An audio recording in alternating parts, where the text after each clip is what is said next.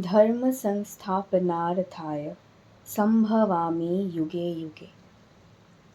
As stated in Srimad Bhagavad Gita by the Supreme Being Shri Krishna himself, the Lord takes many avatars and forms and descends to earth for the protection of the virtuous and establish dharma or righteousness on a firm footing.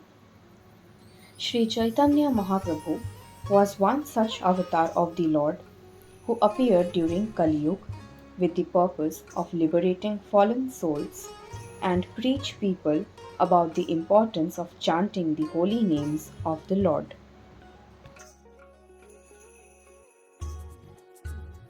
Sri Chaitanya Mahaprabhu advented himself in the city of Nabuddeep in Bengal at the time of a lunar eclipse on the Phalguni Purnima of the year 1407 Shakabda, corresponding to February 1486.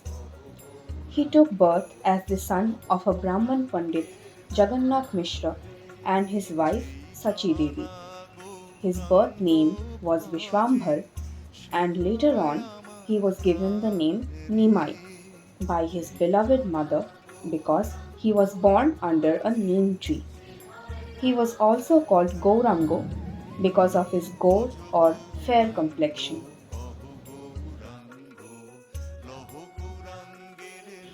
With the passing time, Sri Chaitanya began preaching the congregational chanting of the holy name of the Lord at Navadvip.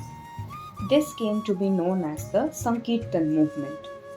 He was joined by his prime associate Sri Nityananda Prabhu and other saints like Srila Haridas Thakur, who would go on door-to-door visits to preach the Srimad Bhagavatam and encourage chanting of the holy name.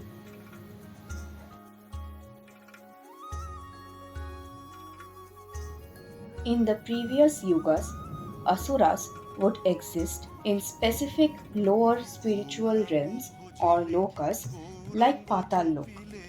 But in the dark age of Kali, the asuras exist more within the human mind itself.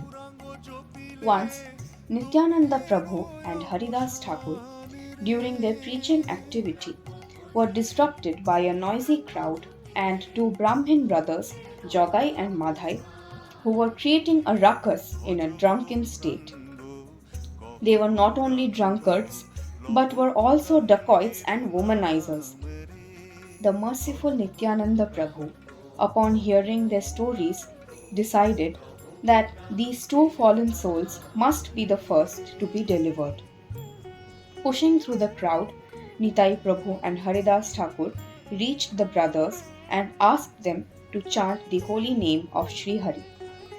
But the drunken brothers, of course, enraged upon this request, attacked Nityananda Prabhu with filthy language and struck his head with an earthen pot. Nitai Prabhu immediately began bleeding. But he was so kind that instead of protesting against this heinous act, he said, "It does not matter that you have thrown this stone at me. I still request you to chant the holy name of Sri Hari." The brother named Jogai was greatly astonished at the behavior of Nitai Prabhu, and he at once fell at his feet, asking him to pardon him and his sinful brother. When Madhai attempted to hurt Nitai Prabhu a second time, Jogai stopped him and implored him to fall at his feet. Meanwhile, the news of Nityananda Prabhu's injury had reached Sri Chaitanya Mahaprabhu, who immediately rushed to the spot in a fiery rage. He invoked his Sudarshan Chakra to kill the sinners, but Nityananda Prabhu reminded Mahaprabhu of his mission, which was to deliver the fallen souls of Kali Yuga, where Jogai and Madhai were typical examples of such fallen souls. Both the brothers had now fallen at the lotus feet of Mahaprabhu and begged his pardon for their crass behavior. On further request of Nitai Prabhu, Mahaprabhu agreed to accept these remorseful souls on the condition that they henceforth give up all their sinful habits and activities. The brothers agreed and promised to give up the same, and the merciful Mahaprabhu accepted them and never again brought up their past misdeeds. Sri Chaitanya Mahaprabhu spent the last 2 decades of his life at Puri. When he had entered the Jagannath temple for the first time, he was struck by a transcendental ecstasy and had immediately fallen on the temple floor unconscious. This began to happen frequently further as he immersed himself in utmost devotional service to the Lord. Whenever Mahaprabhu would fall in such unconscious trance, he was treated in a special way.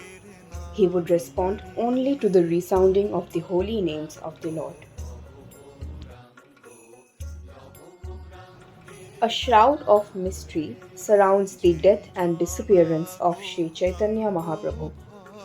Textual sources concur the date being 29th June 1533, when he was just 48 years old.